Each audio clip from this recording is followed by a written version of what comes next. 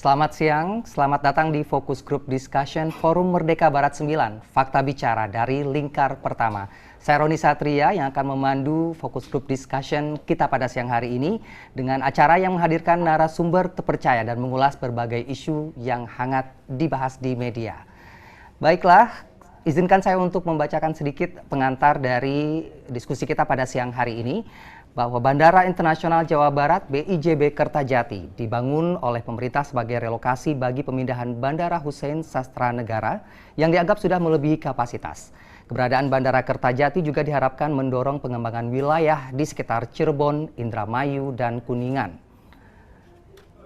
BIJB Kertajati yang biaya pembangunannya menelan 2,6 triliun rupiah ini direncanakan bakal beroperasi penuh kembali pada 28 Oktober 2023. Pemerintah optimistis dengan selesainya jalan tol Cisumdawu, warga dari kawasan Bandung Raya, Cirebon, Indramayu, Majalengka, dan Kuningan diharapkan bakal memilih penerbangan dari Bandara Kertajati.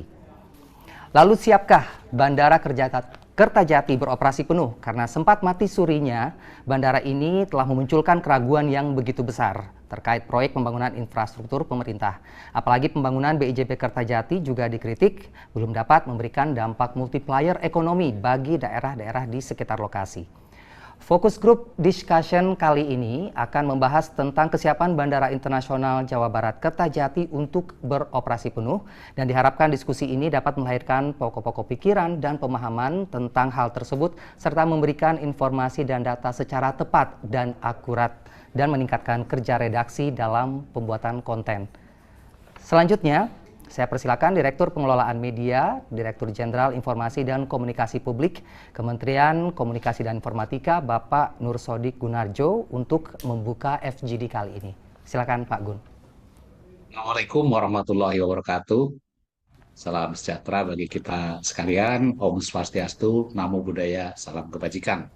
Yang saya hormati Direktur Operasi Angkasa Pura II, Bapak Wendo Asrul Rose.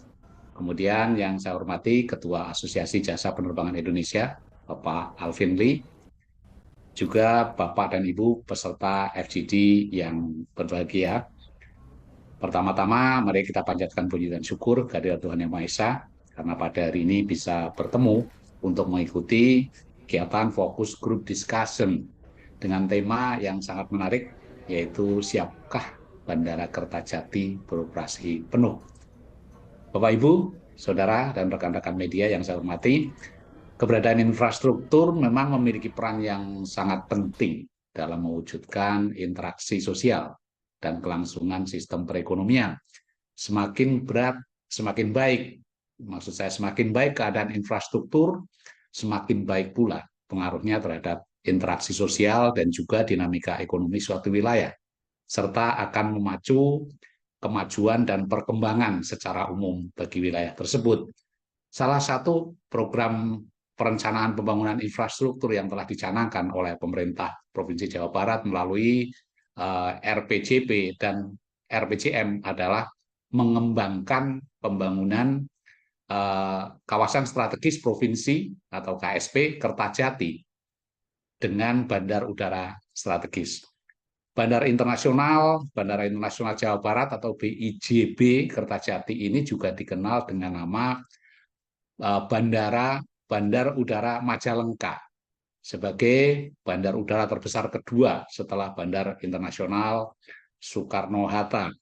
Pembangunan Bandara Internasional Kertajati ini diharapkan mampu menjadi simpul transportasi untuk mendukung kegiatan perekonomian masyarakat lokal Jawa Barat.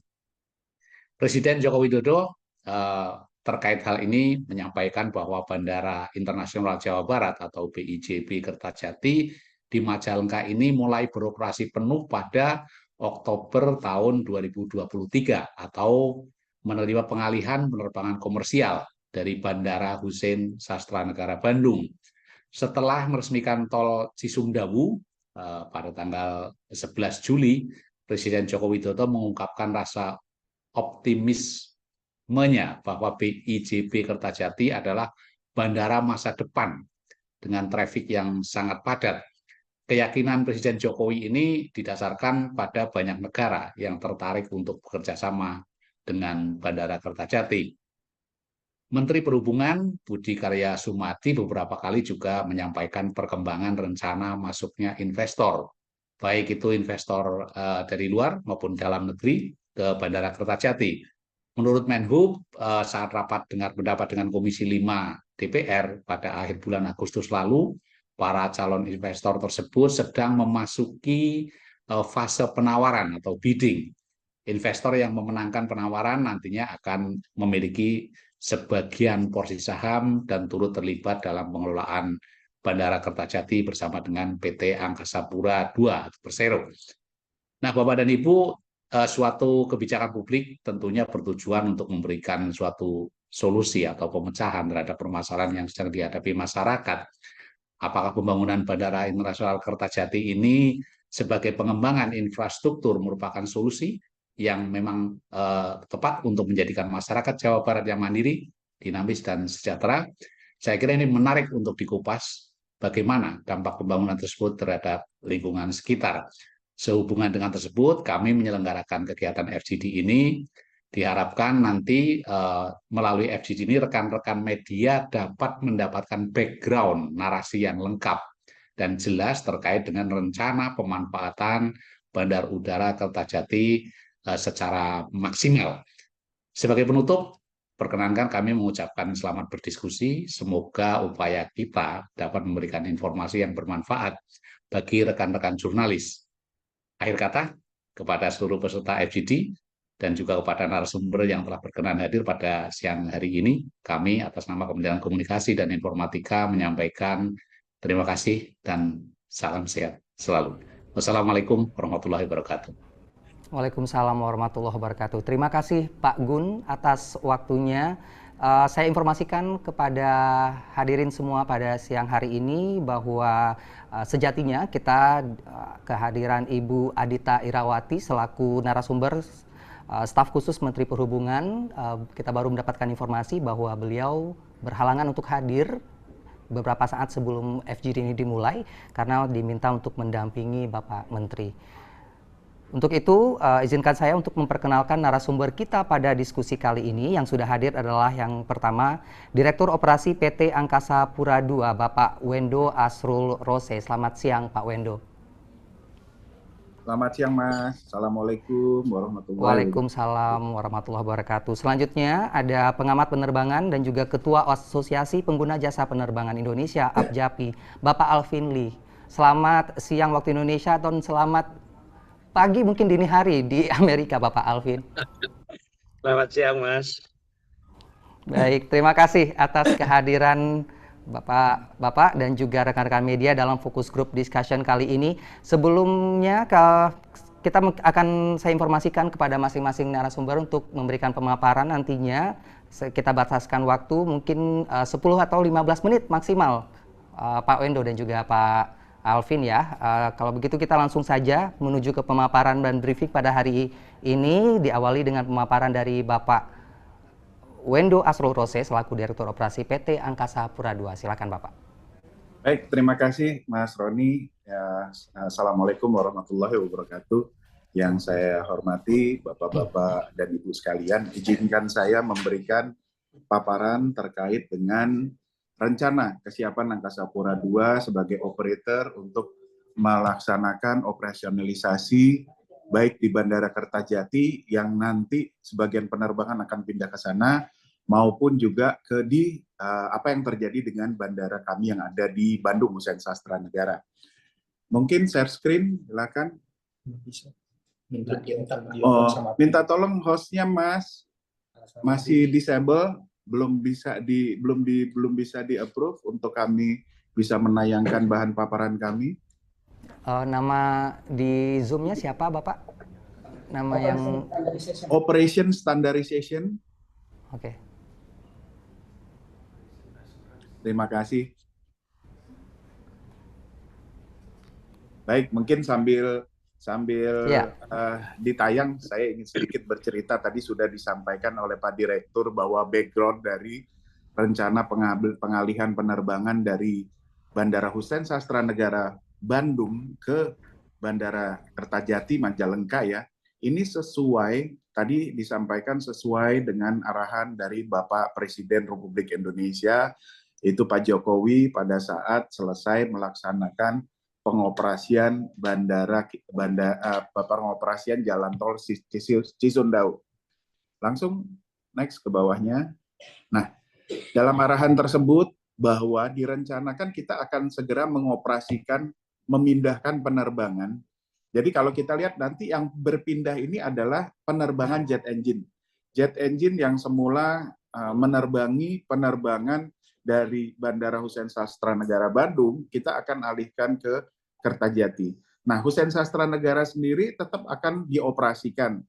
Jadi sesuai dengan regulasi bahwa kita akan lakukan secara seasonal. Jadi kita nggak dadakan Pak sifatnya. Dalam satu seasonal ini di winter 2023 atau tanggal 29 Oktober kita sudah melakukan proses pemindahan ke Bandara Kertajati.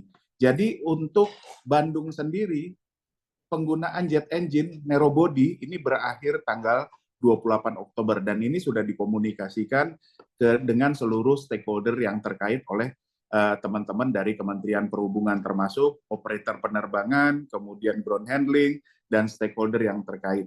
Nah, kemudian Bandara Husein Sastra Negara Bandung sendiri akan melayani angkutan niaga berjadwal khusus untuk yang propeller. Ini kalau hampir sama Pak dengan Bandara Adi Sucipto Yogyakarta dengan bandara yang ada di YIA, Kulon Progo yang baru. Jadi rute yang akan dilayani Intra Jawa dan Lampung, itu pada saat kemarin rapat terakhir dengan Pak Menteri. Kemudian instruksi yang ketiga, masing-masing badan usaha akan mempersiapkan fasilitas dan SDM. Lanjut. Oke, lanjut. Oke, lanjut. Lanjut, Mas. Nah, ini kami sampaikan sedikit tentang profil Bandara Husein Sastra Negara Bandung, bahwa Bandung ini existing operating hours, kita mengoperasikan selama 13 jam, dengan critical aircraft yang terbesar beroperasi di Bandara Husein, ini adalah 737 seri 800, Airbus 320. Jadi, kalau kita lihat, ini adalah pesawat komersial dengan berbadan sedang, ya, menengah ya.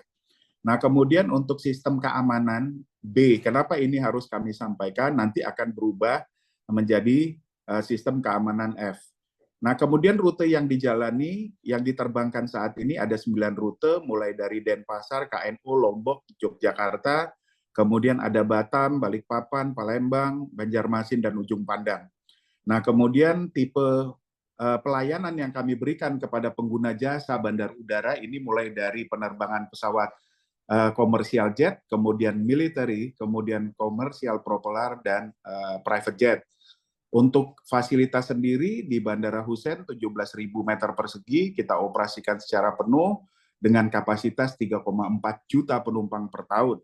Untuk kategori kendaraan PK, ini merupakan satu persyaratan regulasi yang bersifat mandatori bila kita mengoperasikan pesawat dengan tipe 737 seri 800 atau narrow body, kebutuhan kendaraan PK untuk pemadaman ini harus 12.100 liter air. Jadi kategorinya masuk dalam kategori 7.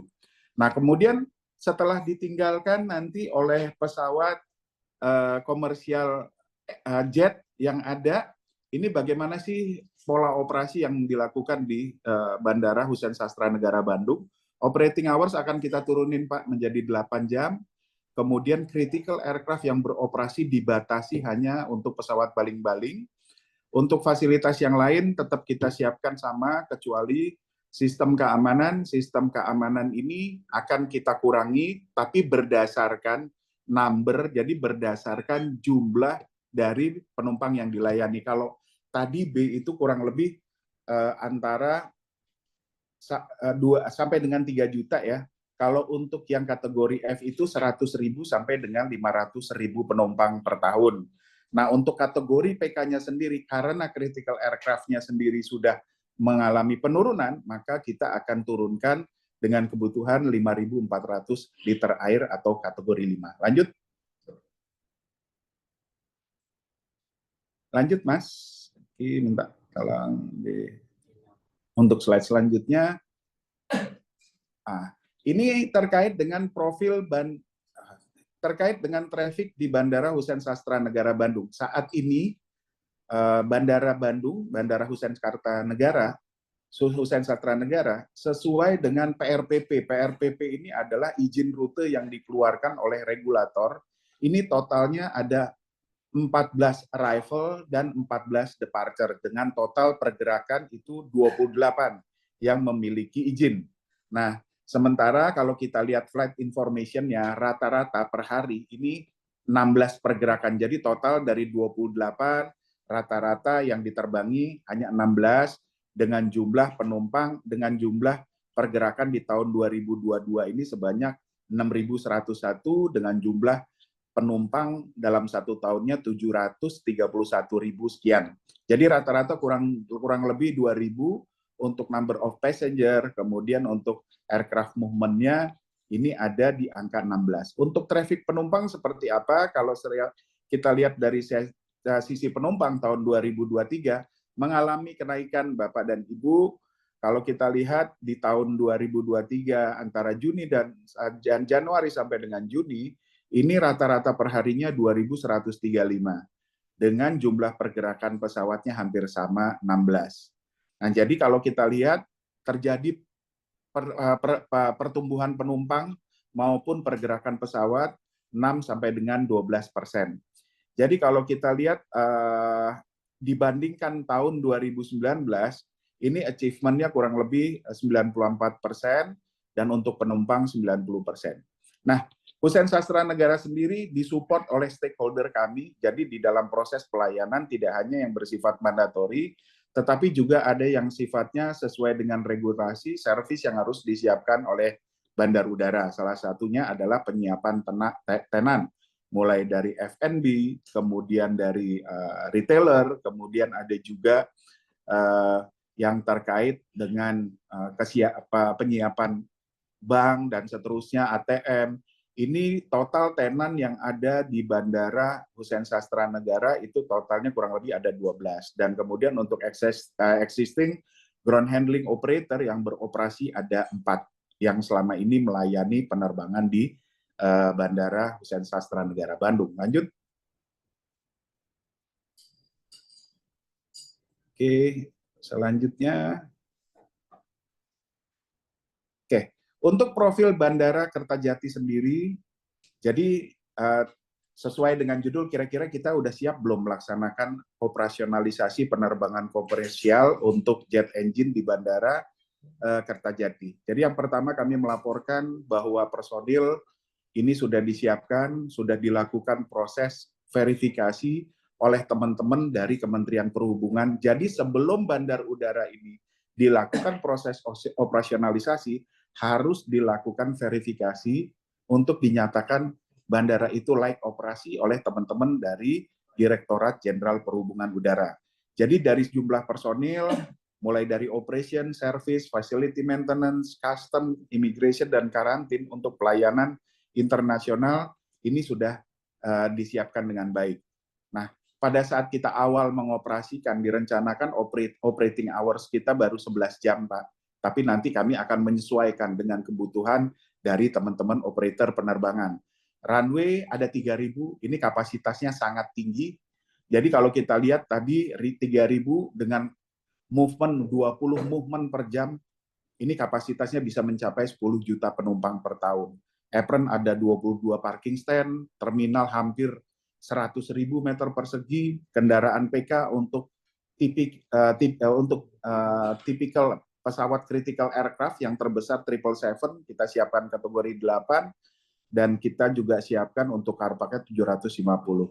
Untuk tenan lantai 1, 2, 3, ini sudah siap untuk melakukan memberikan pelayanan kepada seluruh pengguna jasa Bandar Udara Kertajati. Kemudian data existing, Bandara Kertajati sendiri saat ini sudah siap untuk melakukan proses operasi untuk 5 ground handling operator. Lanjut.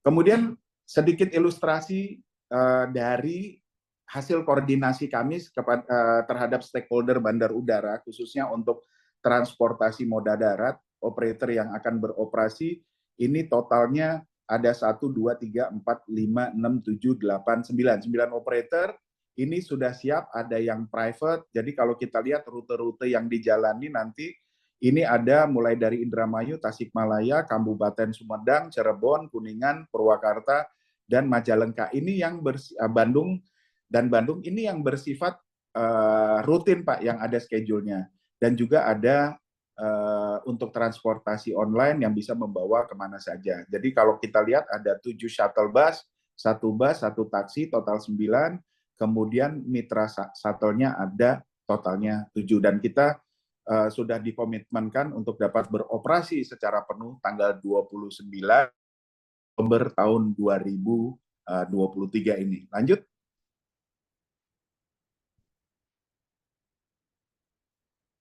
Nah, ini sebagai informasi Pak. Jadi kalau tadi disampaikan sebenarnya Kertajati ini sebenarnya udah siap belum sih memberikan pelayanan untuk penerbangan komersial, apalagi ini pesawat berbadan lebar.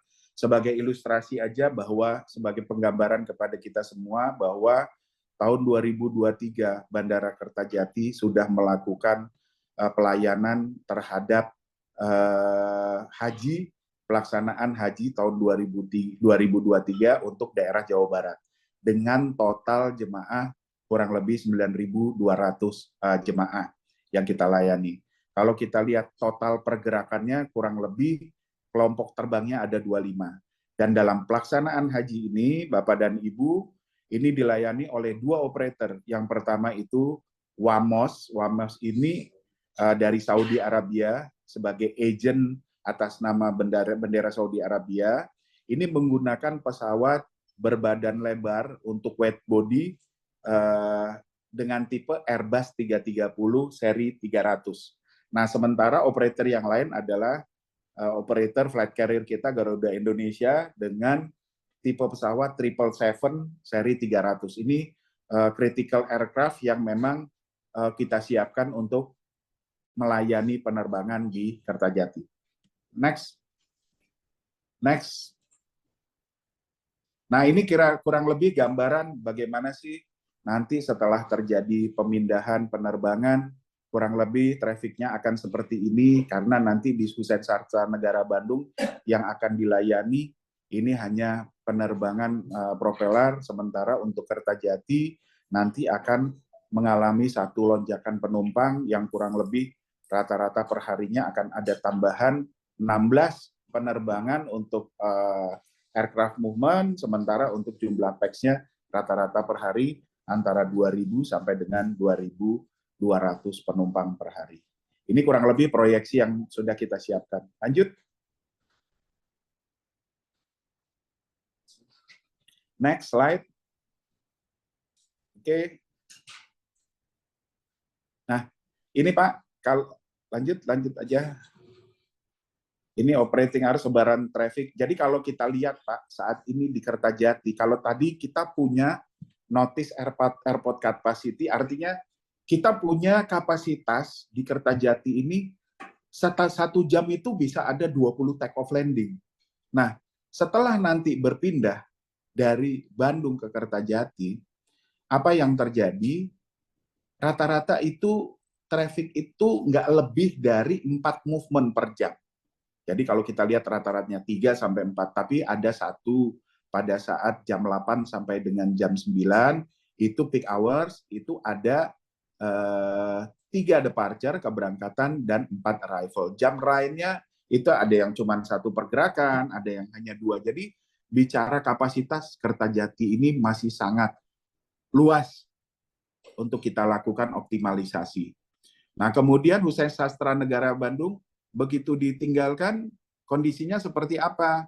Yang saat ini tadi kami sampaikan, yang sedang beroperasi di bulan September ini, tahun 2023, ini rute yang aktif diterbangkan itu Yogyakarta BDU, itu 1 kali sehari. Jadi landing jam 7, kemudian berangkat jam 4 sore. Jadi hanya akan ada 2 pergerakan per hari. Lanjut. Ini timeline, lanjut Mas Habibie bisa ditampaikan. Nah, ini persiapan kami dalam melakukan rencana pengoperasian. Jadi tanggal 18 kita sudah mulai melakukan terus komunikasi dengan stakeholder, regulator.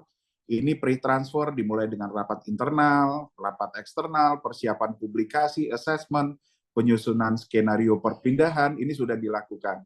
Nah, nantinya, dan kami informasikan juga minggu depan rencananya dari kantor otoritas bandara yang membawahi Bandara Kertajati. Tadi saya baru berkomunikasi dengan teman-teman yang ada di tim itu.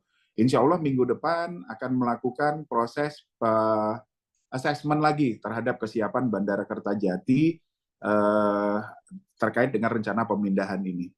Nah, tanggal 27 dan tanggal 28 nanti akan dilakukan shadow operation ataupun simulasi pemindahan, dan tanggal 28 malam mobilisasi peralatan dan fasilitas ground handling ataupun fasilitas airline yang akan beroperasi di Kertajati dipastikan 28 malam itu sudah siap untuk memberikan proses pelayanan.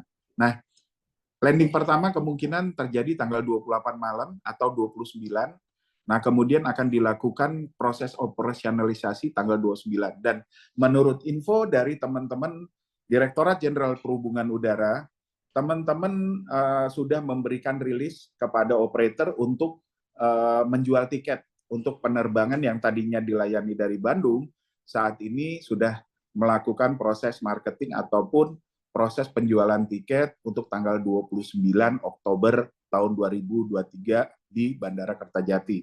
Nah, kemudian untuk berikutnya kita sudah melakukan satu proses operasionalisasi, nanti kita akan coba melakukan implementasi konsep multi-airport, kemudian sistem bagaimana pengaturan Bandara Hussein Sastra Negara Bandung ini tetap bisa beroperasi, kemudian bagaimana kita melakukan satu proses pengembangan agar rute-rute penerbangan bisa lebih banyak di Bandara Internasional Kertajati. Next.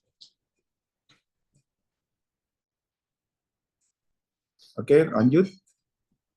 Oke, nah mungkin ini sebagai satu gambaran terkait dengan pengertian multi-airport system. Jadi multi-airport system ini adalah suatu rangkaian 2 atau lebih kegiatan bandar udara yang melayani kegiatan sipil komersial ya Pak di dalam satu wilayah yang berdekatan dengan dukungan fasilitas yang memadai dari aliansi operator penerbangan serta pelayanan darat yang beroperasi dari masing-masing bandar udara. Jadi kita berharap nanti ada satu pengaturan sinergitas untuk Bandara Kertajati dengan Bandara Bandung. Kondisi geografisnya kalau kita tahu Pak, saat ini sama-sama di daerah lokasi yang sama di Jawa Barat, kemudian jaraknya juga tidak terlalu jauh, 104 km, kemudian jarak tempuh dengan menggunakan transportasi kendaraan pribadi ataupun public transport darat, ini kurang lebih 1,5 jam. Nah, untuk ruang lingkupnya mendukung pengembangan aktivitas ekonomi dan pariwisata, mungkin ini nanti ranahnya pemerintah daerah yang akan memberikan penjelasan. Kemudian kalau sebagaimana kita ketahui bahwa saat ini di Bandung, ini banyak juga penerbangan-penerbangan VIP dan VVIP serta military, sehingga di dalam proses pelayanannya ini sering terjadi holding seperti halnya di Jogja dulu, sehingga diputuskan untuk dilakukan pemindahan ke Kertajati untuk mengoptimalkan Bandara Kertajati. Kemudian concern-nya kami sebagai pengelola bandar udara akan concern kepada pesawat udara yang mampu melayani, kemudian kesiapan fasilitas operasional, sehingga kita meminimalisasi terjadinya gangguan di dalam satu proses pelayanan, penerbangan, kemudian dukungan transportasi darat, kemudian kesiapan peralatan ground handling, karena ini juga sangat menentukan untuk kesiapan dari penanganan pesawat di sisi darat, ini sangat menentukan untuk proses kecepatan dan level of service dari pelayanan penumpang, kemudian faktor keselamatan dan keamanan. Nah, mungkin kami informasikan juga Pak, sebelum terjadi pembatasan pada saat kita pandemi, ini Bandara Hussein Sastra Negara sendiri melayani penerbangan internasional. Tercatat di kami, ini sehari bisa 2 sampai dengan 3 penerbangan untuk tujuan Singapura dan Kuala Lumpur, Malaysia. Jadi sehari itu internasionalnya cukup besar. Nah, diharapkan nanti kita akan bisa menjadikan Kertajati pintu gerbang untuk penerbangan-penerbangan internasional lain, khususnya dengan potensi masyarakat Jawa Barat yang memang kalau kita lihat mobilitasnya tinggi. Mungkin itu insight yang bisa kami sampaikan dari sisi kami operasional bandar udara, dari sisi operasional bandara. Untuk itu waktu kami kembalikan. Terima kasih. Mohon masukan. Bila taufik walhidayah. Wassalamualaikum warahmatullahi wabarakatuh. Waalaikumsalam Waalaikumsalam. warahmatullahi wabarakatuh. Terima kasih Pak Wendo Aslurose selaku Direktur Operasi PT Angkasa Pura II. Selanjutnya kita langsung saja menuju ke Bapak Alvin Lee selaku Ketua Asosiasi Pengguna Jasa Penerbangan Indonesia APJAPI untuk memberikan pemaparan. Silakan Bapak. Ya, terima kasih Mas, dan terima kasih Pak Wendo tadi pemaparannya komprehensif. Saya yakin dari aspek teknis itu Kertajati sudah tidak perlu dipertanyakan lagi. Nah, tapi yang saya soroti adalah bandara ini bukan sekedar aspek teknisnya, aspek bisnisnya bagaimana. Karena memindahkan penumpang dari Bandung ke Kertajati, ini kita berurusan dengan manusia. Dan manusia ini tidak mudah, karena kita mau mengubah kebiasaan mereka. Kenapa penumpang dari Bandung itu sedikit? Karena kebanyakan larinya ke Jakarta, terbangnya dari Jakarta. Nah, sekarang bagaimana warga Bandung dan sekitarnya yang biasanya ini memilih terbang dari Jakarta, ini mereka mau terbang dari Kertajati. Ini merupakan tantangan yang besar. Mengubah perilaku, dan untuk mengubah perilaku ini butuh suatu daya tarik, butuh suatu manfaat, butuh suatu insentif yang luar biasa agar manusia ini mau keluar dari zona nyamannya, mencoba sesuatu yang baru, mengambil resiko. Karena ini bukan tanpa resiko, switching ini, the cost of switching itu cukup tinggi. Nah, ini yang saya khawatir, apakah ini sudah diperhitungkan oleh Kementerian Perhubungan maupun oleh Pemda. Nah, Kertajati ini juga cukup pelik karena bukan murni milik AP2. Setahu saya AP2 ini hanya operator. Jadi tadi Pak Gunarso menyampaikan Menteri Perhubungan akan mengundang investor. Investor itu nanti berhubungannya dengan DPRD, dengan Pemprov Jawa Barat. Nah, ini pelik sekali. Saya melihat ini tidak sesimpel apa yang disampaikan oleh pemerintah. Ya. Saya satu persatu dulu aja. Sejauh ini sudah bulan September menjelang akhir. Berarti waktunya tinggal 1 bulan lagi untuk Kertajati dioperasikan. Pemindahan dari Bandung Husein ke Kertajati. Tapi sampai hari ini saya mencermati komunikasi dari pemerintah itu baru sebatas menyampaikan hal-hal teknisnya Kertajati. Cisumdawu sudah jadi, ini sudah jadi, ini sudah siap dan sebagainya. Tapi benefit manfaat apa yang ditawarkan kepada warga Bandung selain Cisumdawu itu nanti jarak waktu tempuhnya lebih singkat. Selain itu apa? Saya cermati bahwa warga Bandung yang pilih terbang dari Jakarta itu, orang terbang itu satu lihat rutenya, dua lihat jadwalnya, tiga pilihan-pilihannya. Jadwalnya bisa sama, ada yang lebih suka terbangnya yang LCC, ada yang full service, ada bukan sekedar full service tapi juga premium, ya. Kemudian juga ke Jakarta itu tidak sekedar terbang, ke Jakarta sekaligus ngurus kerjaan, mungkin juga kulaan, mungkin juga ada kegiatan-kegiatan lain. Nah, ini yang saya belum lihat.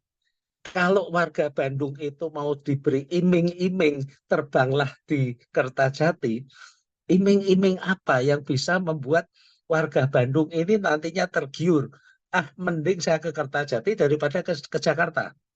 Nah, ini yang saya belum melihat.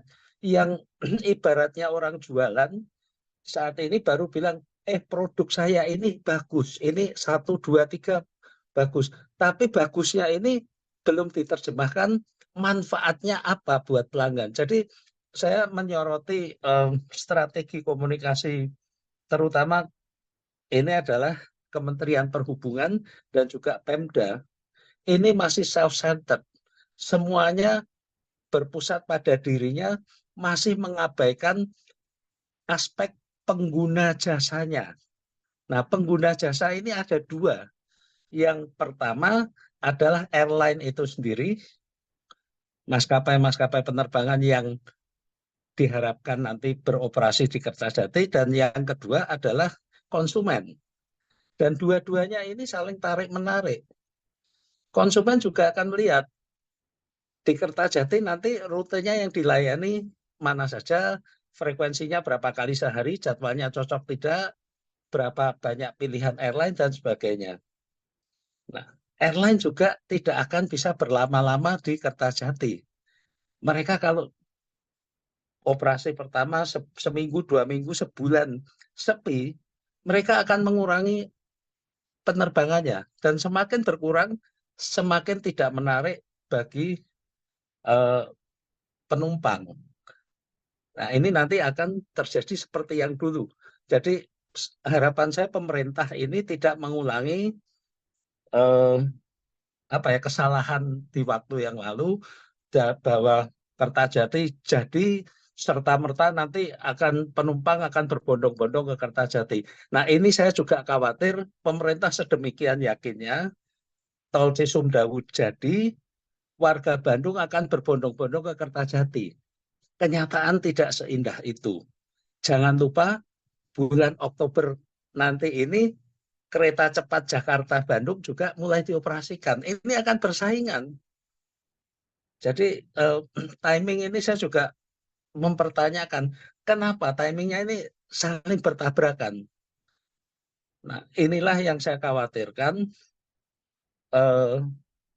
Kertajati ini sudah pernah, tadi istilahnya mati suri, ini di pernafasan buatan masih bisa hidup lagi. Jangan sampai mati lagi. Sebab ini kalau mati lagi, saya nggak berani bayangin Pak Windu nanti pusingnya seperti apa itu. Ya, kembali lagi, saya juga belum melihat upaya pemerintah daerah itu memberikan manfaat bagi warga setempat untuk menikmati ini loh, Bandara Kertajati ada, kalian saya beri fasilitas apa supaya Kertajati ini juga ramai. Jadi orang ke Kertajati ini bukan sekedar untuk terbang, untuk terbang pergi atau datang ke Kertajati. Pasar yang cukup besar ini, pengantar dan penjemput ini juga perlu diperhatikan. Dan itu sumber penghasilan juga. Nah, tapi kembali lagi, bisnis ini tergantung berapa banyak orang yang datang. Nah, disinilah saya melihat sebenarnya Menteri Pariwisata ini perlu dilibatkan, promosikan wisata di kawasan, bukan saja Kertajati, Majalengka, tapi sekitarnya juga. Ini yang kurang promosi.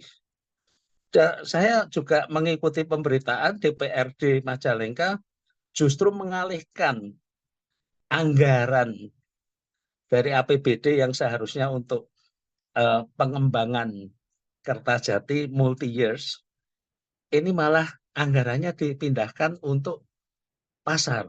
Pertanyaan saya, kalau DPRD-nya saja tidak punya confidence, tidak punya keyakinan terhadap bisnis Kertajati ini, bagaimana investor dari luar bisa masuk?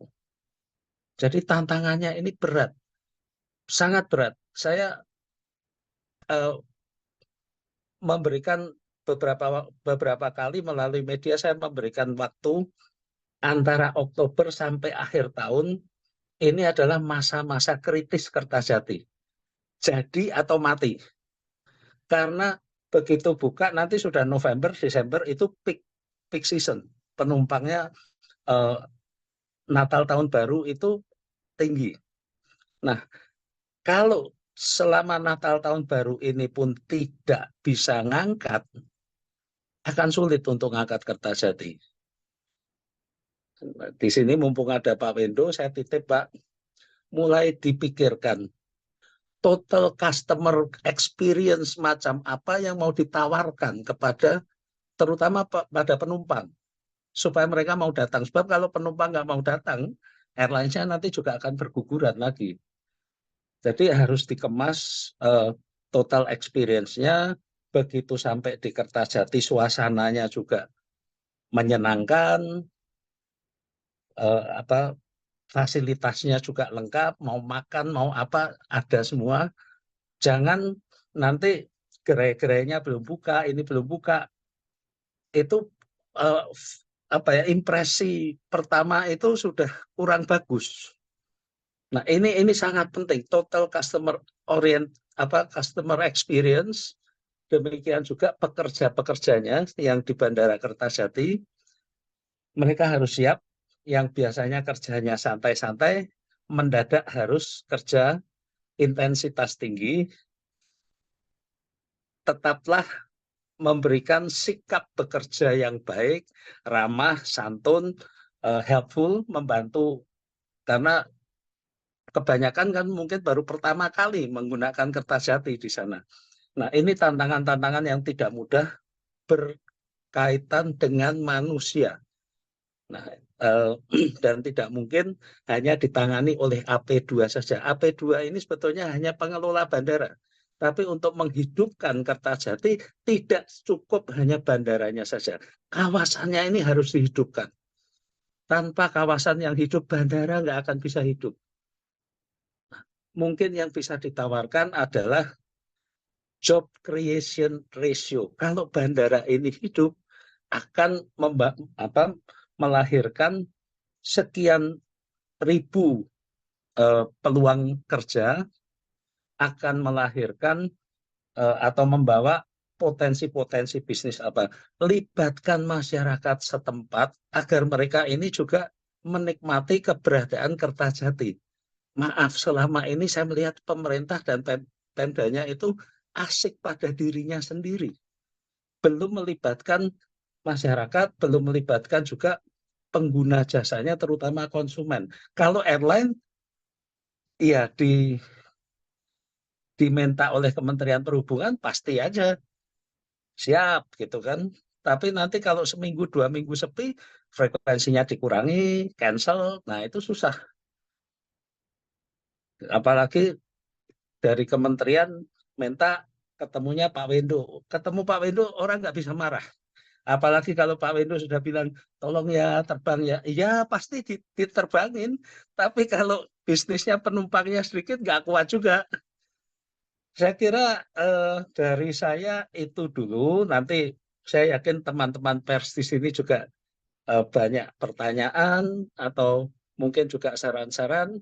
Prinsipnya bagi saya masih belum yakin Kertajati itu siap secara bisnis. Teknis yes, secara bisnis marketing belum. Tapi barang ini udah ada, ibaratnya bayi ini udah lahir. Masa mau kita biarkan sakit-sakitan dan nanti berusia pendek, kan kasihan. Sekarang saya maaf saya agak pedes ya, tapi yang saya sampaikan saya berorientasi pada marketing. Bagaimana menjual Kertajati ini agar menjadi produk yang bermanfaat. Promosikan manfaatnya, bukan fitur-fitur teknisnya. Saya kira itu dulu. Terima kasih. Baik Pak Alvin, menarik sekali. Pak Wendo, mungkin ini juga sekaligus masukan kalau kita lihat dari bagaimana tantangan-tantangan atau challenge yang disampaikan oleh Pak Alvin yang mungkin akan lebih tepat kalau misalnya dari Kementerian Perhubungan tadi bisa hadir, namun karena berhalangan sayang sekali kita tidak bisa dapat mengulas lebih jauh. Tetapi apa yang sudah disampaikan oleh Pak Alvin tadi juga menjadi mungkin pertanyaan sedikit buat sebelum kita membuka Q&A kepada Pak Wendo. Total customer experience ini apa yang sudah selain dari teknis yang sudah disampaikan oleh Pak Alvin yang sudah benar-benar disiapkan untuk menjelang 1 bulan ke depan ini, Pak Wendo? Jadi terkait tadi total customer experience ya Pak. Jadi sebagaimana kita ketahui bahwa sesuai dengan regulasi, jadi sesuai dengan regulasi penerbangan, kita punya namanya level of service. Jadi kita punya level of service di mana satu proses pelayanan kepada pengguna jasa, kemudian kepada operator penerbangan, ini ada yang dibatasi dengan satu timing waktu, kemudian durasi tertentu, ada penilaian-penilaian. Dan alhamdulillah ini kita sudah bisa penuhi dengan baik. Nah, tadi sebagaimana yang disampaikan oleh Pak Alvin ya, harus ada value creation yang harus kita buat ya, supaya orang lebih, kalau kita lihat orang memilih karena bandaranya, ya jujur itu memang agak sulit ya Pak, agak sulit. Tetapi memang ada satu value creation yang kita ciptakan sehingga orang itu lebih memilih untuk terbang dari Kertajati. Jadi tadi yang disampaikan apakah harus ada di-create, kalau catatan kami berdasarkan passenger survey untuk international flight, khususnya Kuala Lumpur dan Singapura, ini kebanyakan warga negara Singapura ataupun warga negara Malaysia yang datang ini belanja KFO, Pak. Itu yang menarik. Mungkin ada bagusnya juga nanti satu saat ada dipikirkan ada kawasan factory outlet dekat bandara atau seperti apa. Tadi saya sepakat, Pak. Namun memang ini perlu kerja bersama antara stakeholder, bukan hanya bandara ya, jadi regional stakeholder ini harus bekerja bersama-sama. Namun ada satu hal, Mas Roni, yang ingin saya sampaikan, bahwa kami dari sisi pengelola bandara sudah melakukan koordinasi lah dengan teman-teman dari BIJB dan pemegang sahamnya tentunya Pemda Jawa Barat, dan juga Angkasa Pura ada sedikit saham di situ terkait waktu itu dengan adanya perpanjangan landasan yang kita diminta untuk melakukan proses itu. Nah, ini ada program sebagai insentif kepada airline. Kita tidak hanya memberikan satu harapan kepada teman-teman airline, tapi ada gula-gulanya, Pak. Ada sesuatu yang membuat mereka tertarik untuk terbang. Jadi program insentif yang kami akan sampaikan kepada teman-teman airline operator, yang pertama adalah free landing fee. Ini free landing fee kurang lebih 6 bulan akan kita berikan kepada operator penerbangan. Kemudian free parking fee selama 6 bulan juga untuk 6 jam pertama. Ini untuk publik ya Pak, untuk penumpang. Kemudian diskon sewa kantor. Jadi teman-teman airline yang berkantor di sana ini akan mendapatkan insentif 50% sewa kantor selama 6 bulan. Kemudian juga diskon kurang lebih 50% untuk pemakaian Aviobridge ya, Garuda. Dan kemudian ada juga kebijakan diskon untuk pemberian diskon untuk pas bandara. Mungkin itu yang bisa diberikan oleh kami sebagai operator bandar udara. Namun tentunya kebijakan ini harus dengan persetujuan dari BIJB sebagai pemegang saham terbesar. Namun tadi yang disampaikan Pak Alvin, memang harus ada satu value creation yang kita siapkan sebagai satu ekosistem. Bandara nggak bisa sendiri. Jadi di situ mungkin ada perdagangan, perekonomiannya harus bagus, bisnisnya harus bagus, pariwisatanya harus bagus, transportasi juga kemudahan akses juga lebih menguntungkan. Nah ini, dan kemudian kita juga akan coba berbicara sama airline kalau memang demand-nya bagus untuk buka rute-rute penerbangan baru, mungkin sebagai bandar udara itu yang bisa kami lakukan. Terima kasih Mas Roni. Baik, Pak Wendo, kita sudah menerima banyak pertanyaan ini, sebegitu menarik sekali perbincangan kita pada siang hari ini. Kalau kita lihat mungkin memang harapan dari para media yang sudah hadir saat ini mungkin juga mengingat bahwa bayi yang sudah dilahirkan ini memang harus setidaknya dipoles lebih lanjut lagi bagaimana untuk bisa bermanfaat juga bagi warga sekitar. Yang sudah memberikan raise hand, kita langsung berikan kesempatan, silakan dibuka videonya dari Esther Nuki, Investor Trust. Silakan Mbak Esther.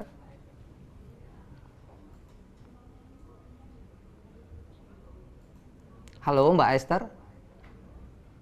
Ya, Halo, silakan. maaf, sambungannya nggak stabil, jadi mungkin nggak video dulu, tapi mungkin pertanyaan aja. Selamat siang Pak Pandu maupun Pak Alvin. Tadi sebenarnya solusinya sudah ada ya, tetapi mungkin pinggangnya harus lebih besar. Karena ini kan sebenarnya merupakan proyek strategis nasional. Jadi tidak bisa dibebankan ke Pemda, juga tidak bisa dibebankan ke AP semata. Tadi sebenarnya solusinya sudah sangat menarik ya. Pertama itu pariwisata ya, pariwisata. Tadi Bapak Pak Windu sempat ngomong juga FO ya, FO.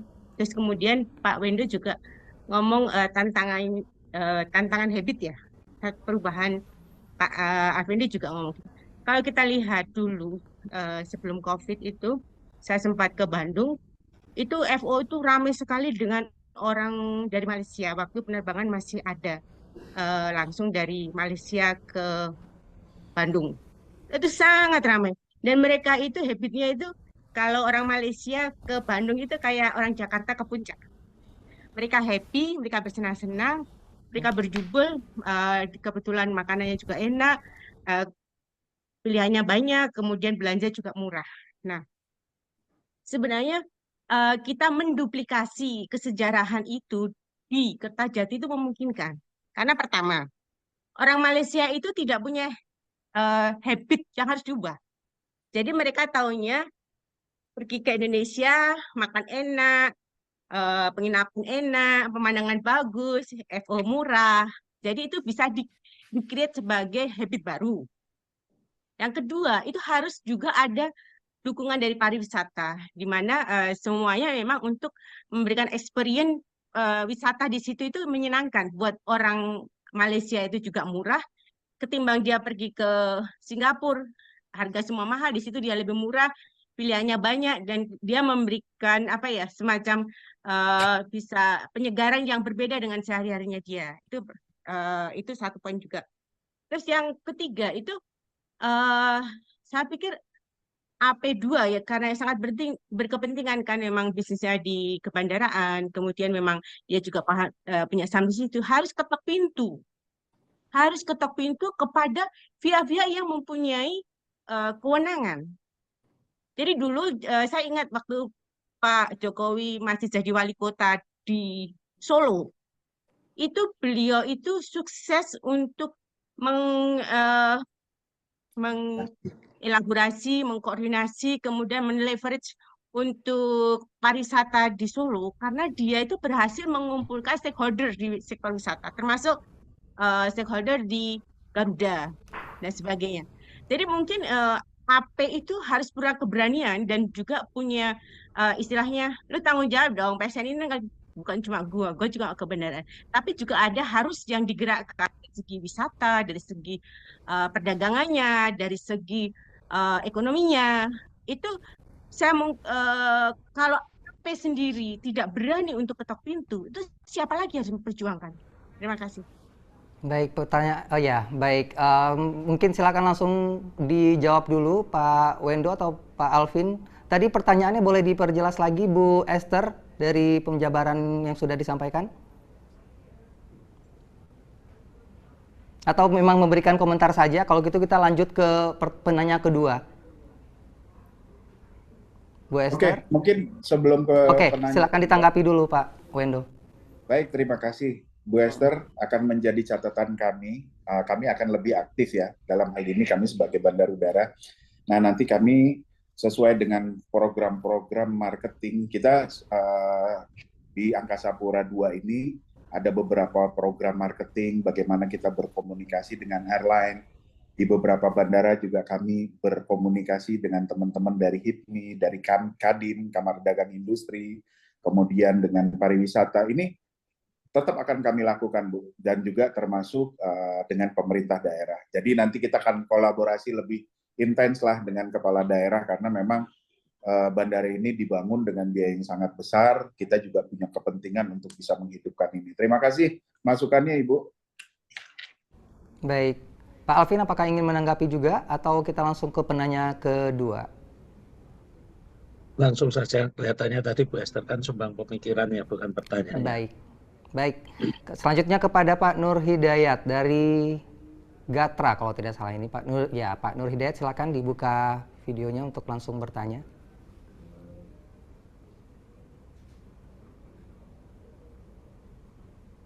Ya, silakan di-unmute. Di-unmute, Bapak. Halo, Ya. bisa dengar Ya, saya, Pak? oke. Ya, terima kasih Pak Wendo, Pak Alvin, dan Mas Roni. Saya ingin terkait dengan, sebetulnya tadi sudah mulai dibuka oleh Pak Alvin ya, bahwa jadi aspek bisnisnya ini yang perlu kita pertanyakan dan kita gali lebih lanjut. Dan ini sangat menjadi perhatian dari industri pers tentunya. Nah, jadi terkait aspek bisnis ini, jadi tanggung jawab siapa gitu? Kalau misalnya Bandara Kertajati ini akhirnya merugi karena tadi di di pembukaan tadi Mas Roni juga bicara soal ini bandara ini kan sebetulnya sudah tahun 2018 ya mulainya, tapi kemudian mengalami mati suri dan sebagainya dan akhirnya diambil oleh AP2 pada tahun 2023 ini. Jadi ini kembali lagi pertanyaannya adalah ketika itu meleset, itu bagaimana? Siapa yang bertanggung jawab? Karena ini kan duit rakyat juga yang digunakan ini. Nah, tentu saja akhirnya kembali kepada pucuk pimpinan ini. Awal-awalnya dibuat Kertajati itu seperti apa? Apakah sudah ada perencanaan sebelumnya?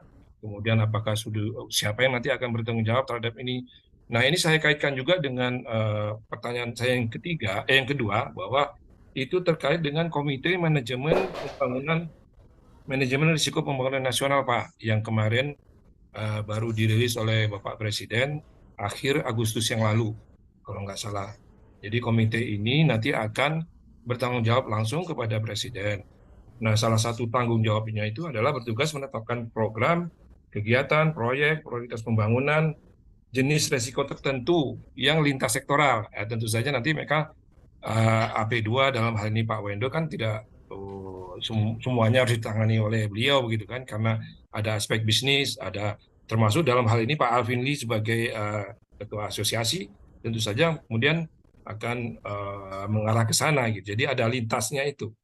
Nah, jadi maksud saya apakah nanti ini komite ini sudah mulai beroperasi soal manajemen risiko ini, karena ini sangat penting dan kami di Gatra sangat mendukung dan tentu saja industri pers juga sangat mendukung manajemen risiko ini, karena kita akan tahu kepada siapa akan kita bertanya dan kemudian nanti di situ akan jelas risiko-risikonya, berikut siapa yang tanggung jawab dan parameter-parameter, Pak. Nah, ini kemudian sampai kepada pertanyaan saya yang ketiga ini. Jadi terkait dengan pernyataan bahwa Bandara Kertajati itu bangkrut atau pernyataan bahwa sepi penumpang dan sebagainya. Nah, itu kan tentunya harus ada data-data di lapangan yang real, yang bisa kita akses. Jadi pertama adalah itu real, dan yang kedua itu bisa diakses oleh industri pers. Nah, itu yang sangat penting juga. Nah, tentu saja nanti Pak Wendo dan mungkin bisa memilah-milah mana data yang harus disampaikan ke pers dan mana yang harus disimpan sebagai rahasia perusahaan. Tapi setidaknya kan kita sudah ada prinsip juga untuk kebebasan pers dan manajemen informasi dan sebagainya sudah mulai ke sana begitu. Nah, jadi itu tadi Pak, jangan sampai nanti terjadi kasus yang terakhir itu yang melibatkan direktur utama mantan direktur utama Pertamina yang kemarin akhirnya disoal lagi oleh KPK, dan itu ternyata sebetulnya kaitannya dengan manajemen risiko juga, Pak. Jadi beliau dituduh melakukan kebijakan-kebijakan tanpa konfirmasi sana sini dulu. Dan yang kedua, setelah itu dia dituduh juga tidak kebijakannya itu merugikan rakyat sampai 2, berapa triliun begitu. Hitungannya sampai triliun. Dan itu kejadiannya tahun 2019 kalau nggak salah ya.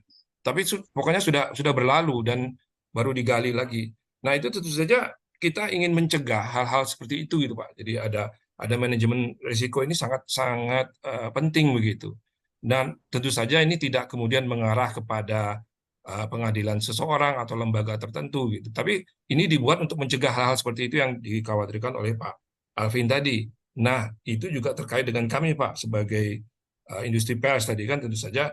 Jadi kira-kira dengan adanya manajemen risiko itu kita bisa merancang ya pertanyaan intinya, kemudian merancang strategi penulisan yang komprehensif gitu sehingga tidak tercipta salah malpraktek juga di bidang profesi kami begitu. Mungkin itu aja. Jadi pertanyaan kepada 3 hal tadi bahwa bagaimana dengan aspek bisnisnya ini, apakah sudah ada yang bertanggung jawab? Yang ini bertanggung jawabnya Pak ya. Jadi resiko itu bisa rugi, bisa aja untung gitu. Dalam hal ini mungkin suasana bisa berubah kalau misalnya tadi ternyata kebijakan mantan direktur Pertamina yang waktu itu kalau misalnya karena kekurangan pasokan gas sehingga dia membuat kebijakan yang tertentu sehingga itu kemudian ujung-ujungnya merugi. Nah, tapi kalau misalnya itu untung, akan lain lagi lain lagi apakah tanggapan ataupun suasana pemberitaan gitu. Nah, yang tadi pertama yang aspek bisnisnya bagaimana, kemudian apakah nanti ini kaitannya dengan Komite Manajemen Risiko Pembangunan Nasional yang kemarin sudah diterbitkan peraturan presidennya, kemudian yang ketiga terkait dengan penulisan kami Pak sebagai industri pers terhadap akses informasi dan parameter-parameter penulisan tadi Pak. Terima kasih Mas Roni. Baik Pak Nur Hidayat dari Gatra. Kalau tadi Pak Alvin bilang level of confidence-nya dari DPRD setempat yang sepertinya tidak memberikan perhatian khusus kepada Kertajati ini. Nah, mungkin Pak Nur Hidayat juga terkena juga nih confidence-nya terhadap bagaimana nantinya operasi secara penuhnya dari Kertajati. Silakan Pak Wendo. Baik, terima kasih.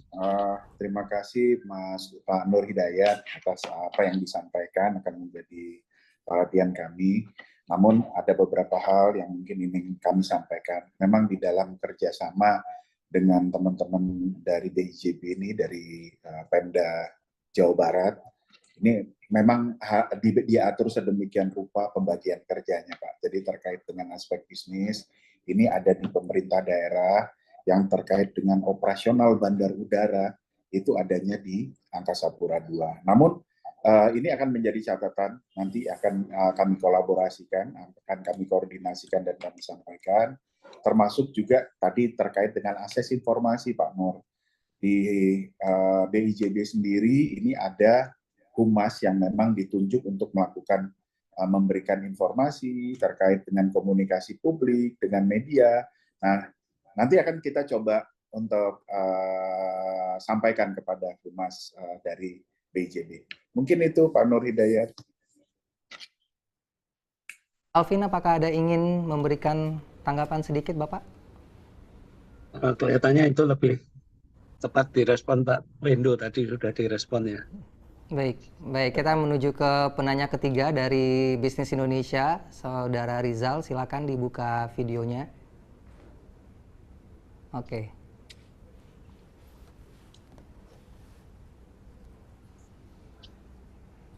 Ya. Bisnis Indonesia, silakan di-unmute.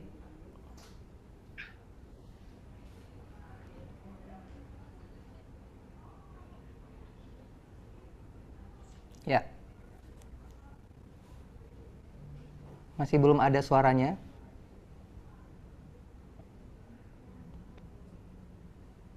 Selamat siang, apa bisa? Baik. Ya, baik, terima kasih. Ada beberapa pertanyaan sih untuk para narasumber ya. Yang pertama mungkin dari segi teknis dulu, Pak. Untuk Bapak dari AP2, Pak.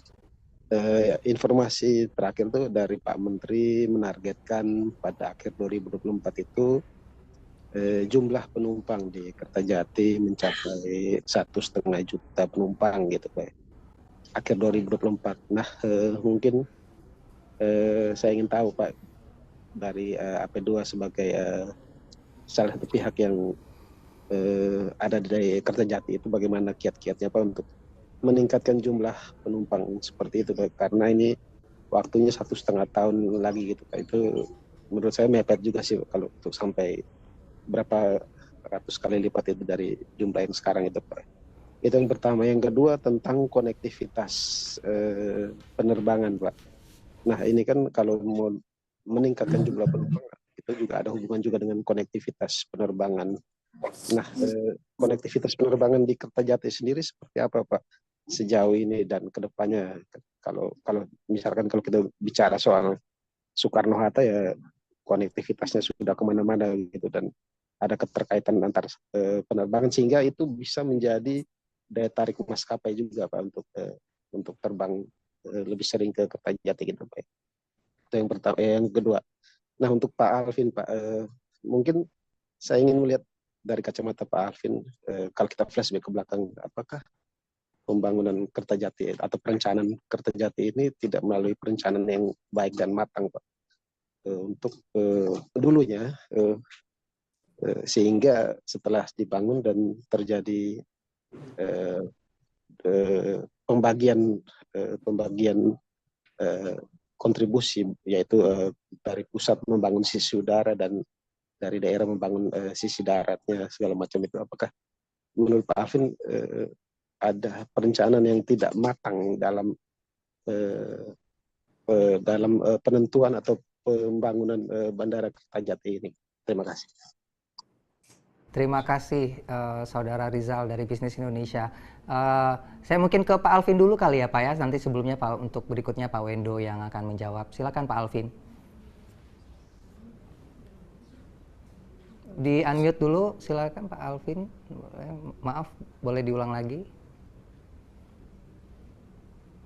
Saya tidak akan mengulang membahas masa lalu ya. Kalau itu dibahas nggak akan pernah ada selesainya dan nggak ada manfaatnya. Nah sekarang kita melihat sejak 2018 sampai sekarang diambil ada break di tengahnya itu ketika terjadi pandemi.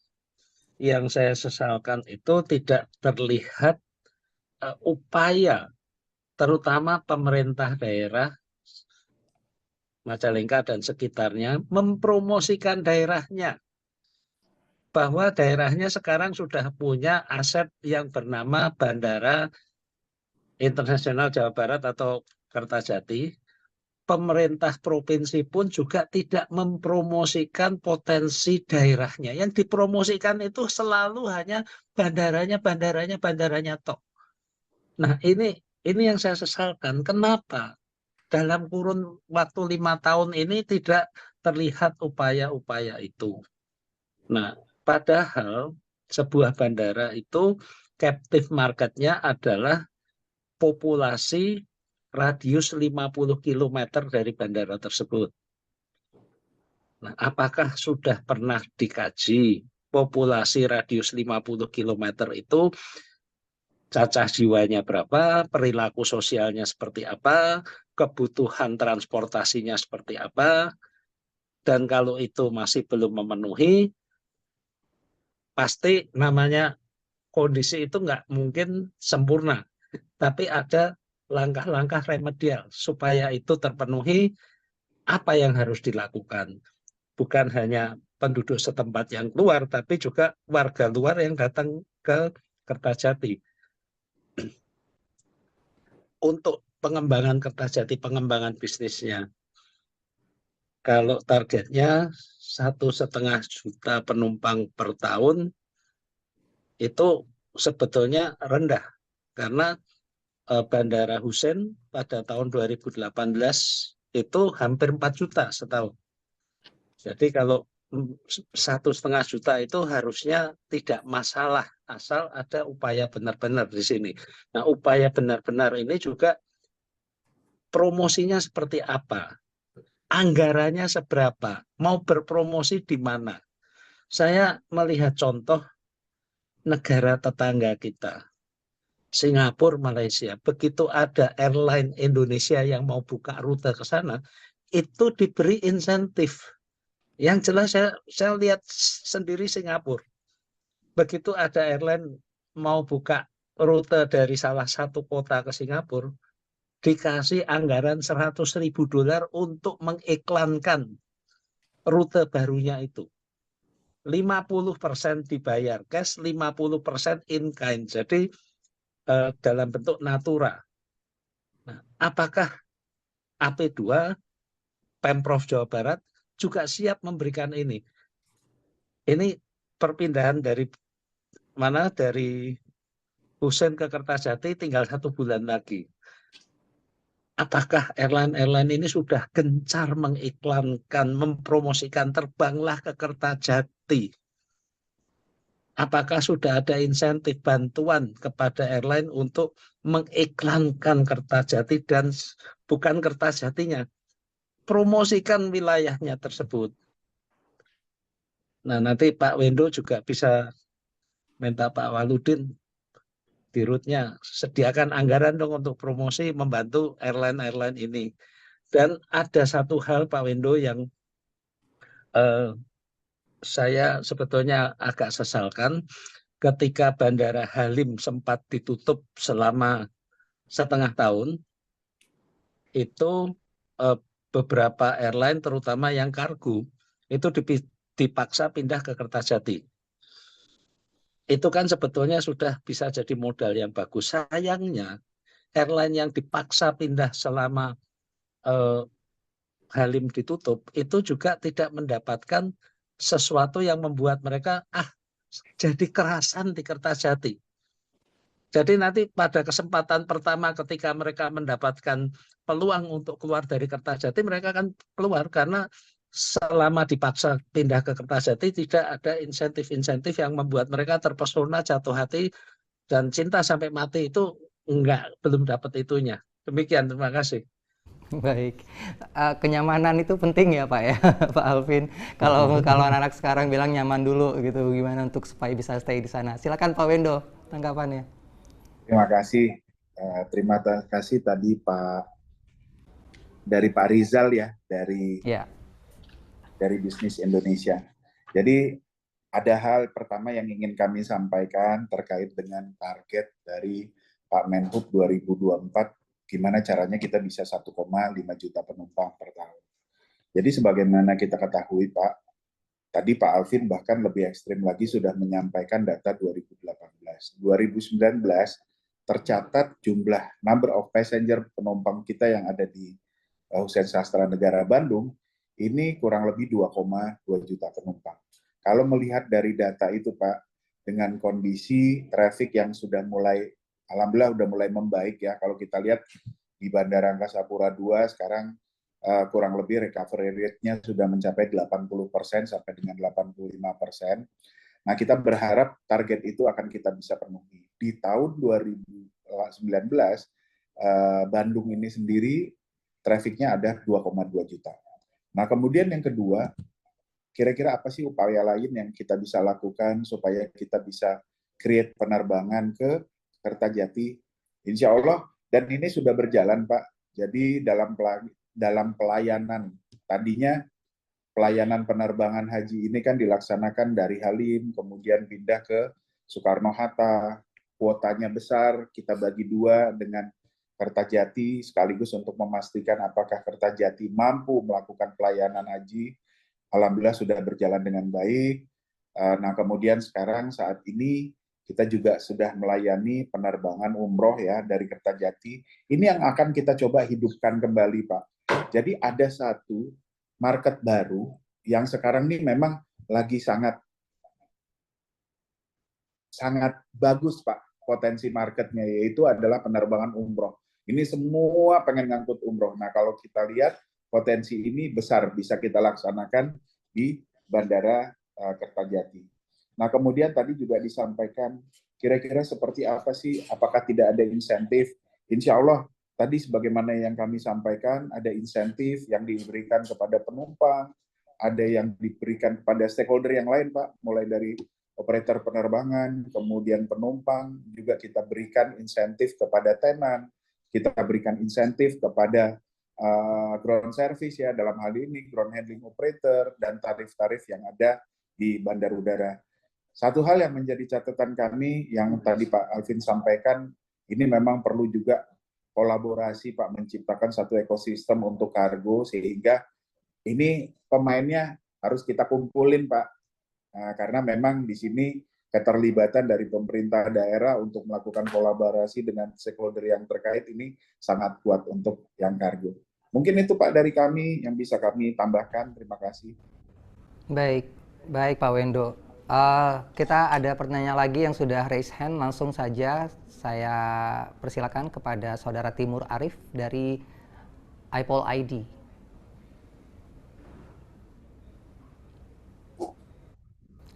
Unmute. Ya.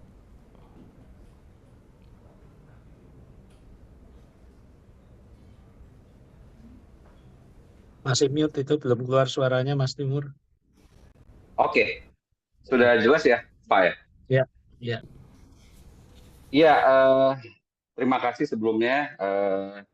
Ini menarik, saya ingin meng-underline apa yang dikatakan Pak Alvin Lee tadi. Ini sebetulnya aspek memindahkan manusia ini kan nggak sembarangan gitu.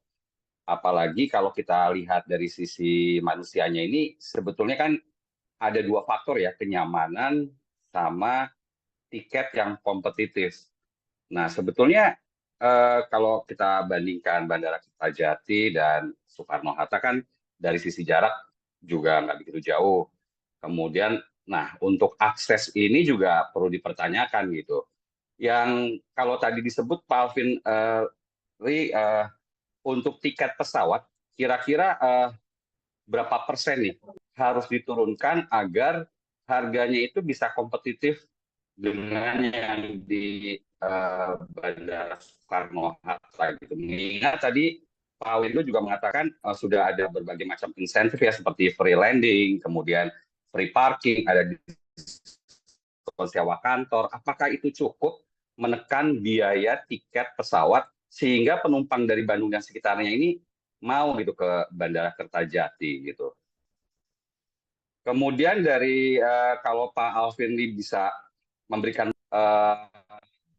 untuk maskapai ini bisa bersaing, terutama di harga tiket,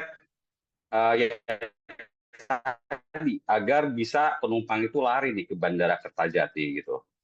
Kemudian nanti Pak Wendo mungkin bisa memberikan tanggapan terkait dengan kalau beberapa tahun yang lalu Bandara Kertajati itu akses dari Bandung ke bandaranya itu dibebaskan ya Pak ya, digratiskan untuk Damri-nya. Nah, kira-kira ini mungkinkah nih warga Bandung mendapatkan akses transportasi gratis juga nih ke Bandara Kertajati, khusus bagi mereka yang memang mau terbang gitu.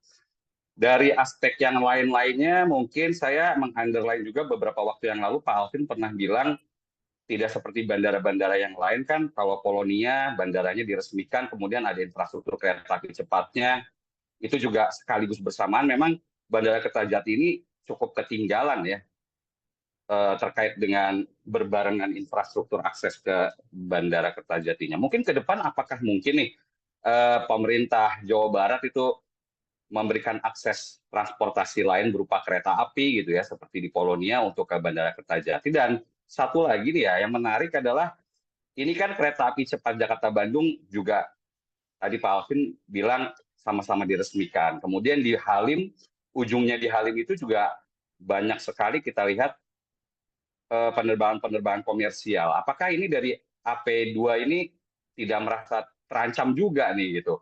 Jangan-jangan nanti banyak orang-orang Bandung yang nggak ke Kertajati, tapi mungkin ke Halim, bahkan ke Jakarta, balik lagi ke semula gitu. Mungkin itu dulu, Kak. Terima kasih. Baik, terima kasih. Kita langsung ke Pak Wendo dulu, Pak. Baik, terima kasih.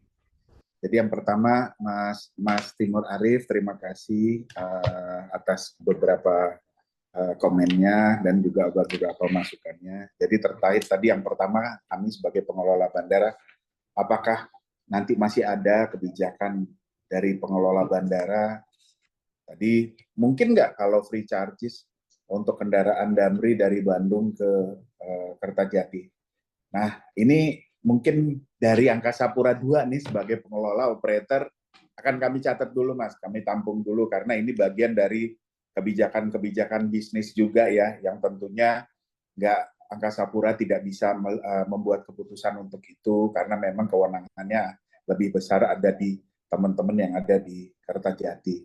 Nah kemudian tadi disampaikan bahwa apakah moda transportasi seperti dengan adanya pengoperasian kereta cepat ini akan menjadikan satu ancaman buat Bandara Kertajati karena mungkin aja mereka lebih memilih Bandara Halim, kemudian tidak memilih Kertajati. Nah ini memang nanti memang akan menjadi satu apa ya? Menurut saya akan menjadi satu hal yang nanti terdistruksi secara alami, Pak. Ini pilihan itu kan kembali nanti kepada masyarakat kah? Apakah memang tadi disampaikan juga mungkin kalau naik kereta cepat biayanya segini, kalau lewat dengan kendaraan aja menuju Kertajati biaya tolnya segini, bahan bakar. Nah ini mungkin memang nanti ditentukan oleh pilihan itu adalah oleh masyarakat sendiri. Tapi kami akan berupaya terus Mas, bagaimana Bandara Kertajati ini bisa kita hidupkan dan mudah-mudahan bisa sesuai dengan harapan. Mungkin itu sih dari saya Pak. Terima kasih. Baik, kita ke Pak Alvin, Bapak. Ya baik. Ya ini pertanyaannya menggelitik ya. Jadi saya melihat apa yang dilakukan oleh AP2 tadi disampaikan Pak Mendo, AP2 juga sudah menyiapkan berbagai insentif. Itu tidak akan serta-merta membuat airline menurunkan harganya. Pertama, harga tiket itu ada standarnya. Ada tarif batas bawah, tarif batas atas, dan dari pihak airline sendiri juga menyiapkan berbagai skenario. Kalau pesawat itu terisinya cuma 50%, bagaimana? Kalau di atas 70% itu baru bisa balik modal, nggak rugi. Tapi kalau di bawah 70% taraf keterisiannya itu rugi. Apalagi kalau penumpangnya seperti dulu itu kadang cuma 1 orang, 2 orang, itu mau disubsidi AP2 model apapun nggak akan nutup biayanya. Nah, kemudian yang kedua adalah strategi banting harga. Itu sangat berbahaya karena menurunkan harga itu gampang. Tapi ketika nanti akan menaikkan lagi, penumpangnya akan lari lagi. Karena kesetiaannya bukan pada pelayanannya, tapi kesetiaannya pada harganya. Nah, nanti ketika harganya balik normal lagi, penumpangnya lari ke Jakarta lagi enggak? Nah, ini yang harus diperhatikan. Yang ketiga adalah kembali dari aspek marketing. Karakteristik penumpang seperti apa yang diharapkan paling siap, paling bersedia pindah ke Kertajati? Apakah yang LCC, apakah yang full service, itu yang harus digarap. Karena Kertajati ini letak geografisnya itu kan sudah mendekati perbatasan dengan Jawa Tengah. Warga Bandung itu kalau sudah nyupir ke Kertajati, mau ke Semarang, mau ke bahkan ke Surabaya, itu lebih praktis nyetir bablas langsung aja. Karena kalau mau terbang di Kertajati, keberangkatan jam 1 siang, itu harus sudah berada di Kertajati paling lambat jam 11.30, sebelum 90 menit sebelum penerbangan. Bahkan idealnya 2 jam sebelum penerbangan. Berarti berangkatnya dari Bandung, itu jam 10. Nah, berangkat dari Bandung jam 10, terbangnya dari Kertajati jam 1, 3 jam itu. Itu kalau dari Bandung nyupir pakai tol itu mungkin sudah sampai Solo. Pak Wendo ini sudah sangat pengalaman naik mobil dari ujung barat, ujung timur bolak-balik gitu kan. Jadi Bandara Kertajati ini nanti perhitungan saya ya, hanya rute luar Jawa yang menarik untuk dilayani oleh Kertajati untuk domestiknya. Kalau rute Jawa lupakan saja. Jadi terlalu mahal dan tidak praktis dari aspek waktunya juga. Nah, ini hal-hal yang detail seperti ini yang harus dibahas bersama airlines, kemudian balik lagi, agar rute-rute tersebut atraktif, apa yang bisa ditawarkan selain harga. Sebab kondisi sekarang saja, airlines ini udah nangis-nangis minta harga tiket naik. Karena harga tiket yang sekarang ini sudah berlaku sejak tahun 2019. Sejak 2019 ini sudah 4 tahun. Gaji pegawainya udah naik berapa kali. Biaya-biaya operasi sudah naik berapa kali. Harga tiketnya belum naik. Ini harga minyak mulai naik lagi. Nah, saya justru memberikan warning pada teman-teman media. Ini harga tiket akan cenderung bergerak ke batas atas lagi. Bahkan kalau tidak kuat, akan keluar lagi fuel surcharge. Apalagi sekarang kondisi penerbangan ini sedang kekurangan spare part, komponen pesawat. Dan inilah yang saya bahas dengan Boeing di Seattle ini ya, hal-hal seperti ini. Bahkan untuk pesan pesawat saja, Boeing ini backlog-nya ya untuk Boeing 737 itu yang antre itu sudah 300-an pesawat. Jadi pesawat itu kekurangan kita, komponen juga langka, sehingga harga komponen pesawat pun naik. Jadi saya tidak mengharapkan ada perang harga di sana. Tapi apapun yang disiapkan oleh AP2, mungkin juga dari pemerintah pusat, pemerintah daerah, lebih baik dimanfaatkan untuk membuat kawasan ke Kertajati, bukan hanya bandaranya, ini jadi lebih atraktif. Bahkan suksesnya itu nanti kalau ada orang-orang bukan cuma dari Bandung, ke Kertajati bukan hanya sekedar, bukan karena bandaranya, tapi karena daya tarik daerahnya. Nah, itu pada saat itu Bandara Kertajati saya yakin akan sukses untuk pemasarannya. Gitu, terima kasih. Baik Pak Alvin. Dan berarti secara ekosistem di suatu kawasan tersebut juga tumbuh bersama-sama. Itu yang kita harapkan bersama.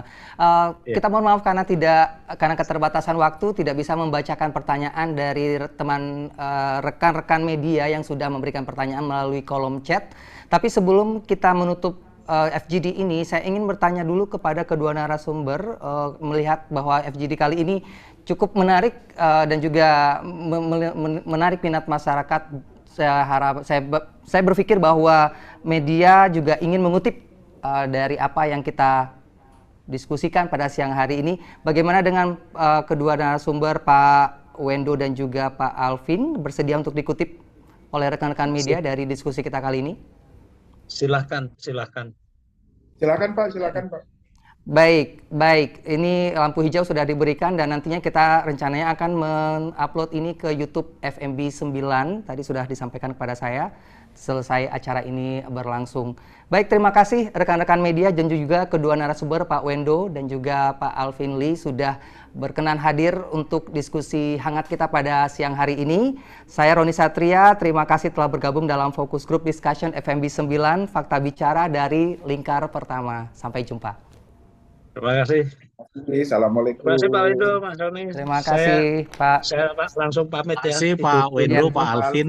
Selamat tidur Pak Alvin. Selamat istirahat Pak Alvin. Terima kasih Mas Roni, teman-teman. Assalamualaikum. Waalaikumsalam. Terima kasih.